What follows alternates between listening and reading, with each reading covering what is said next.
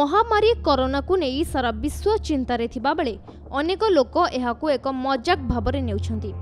Corona बाबदरे मिथ्या खबर प्रचार करी लोकमानंकु अकारणरे हैरान मध्य करुछंती।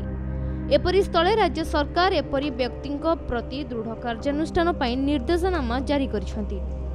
कोरोना गुजब भयर वातावरण सृष्टि करुथिबा बेले किछि मुष्टिमेय लोक एहाकु नै गुजब सृष्टि करी आतंक सृष्टि करुछंती। सेहीपरि घटना देखिबाकू मिलिछि नवरंगपुर जिल्लारे। नवरंगपुर जिला रायघर ब्लॉक भारसुंडी डीएनके ग्रामर मिथुन हलाधार एक वीडियो वायरल करछंती। एही वीडियो रे से खासी मांस रे कोरोना भूताणु थिबा नै मांस न खाइबाकू कहउथिले। नमस्कार, क्या बोली भारसुंडी ग्रामे एटा खासी काटा हइছে।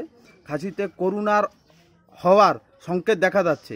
আপনারা দেখেন, আপনাদেরও দেখাচ্ছি করোনা হওয়ার সংকেতটা দেখেন আপনি। আমি ভিডিও আলদার করছি।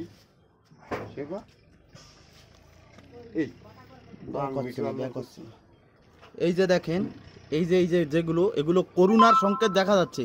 এ তো আমিও কনফিউজ রয়েছি যে এটা কি, আমি বুঝতে পারছি না। আমার 2 কিলো অর্ডার ছিল, আমি এখন খাসি খাবো না, আমার ভয় করছে এটা দেখেই।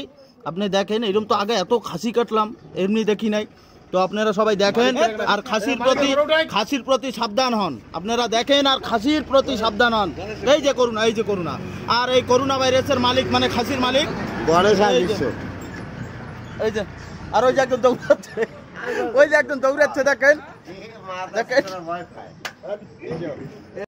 घटना जणा पड़िबा परे रायघर पुलिस उक्त युवकों को गिरफ्त करबा सह एपरि मिथ्या गुजब को विश्वास न करबा को परामर्श दैछन्ति।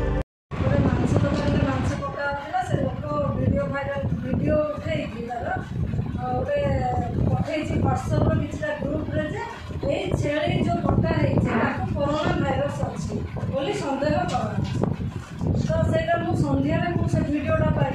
वीडियो पाइला परे इंक्वायरी कले। इंक्वायरी पर जना पड़ला जे सही लोक एया करछि बोली रात्रि से नथिला सफल करी ताको धरके आसी। नवरंगपुर राजेश सावतंक रिपोर्ट कोणार्क न्यूज।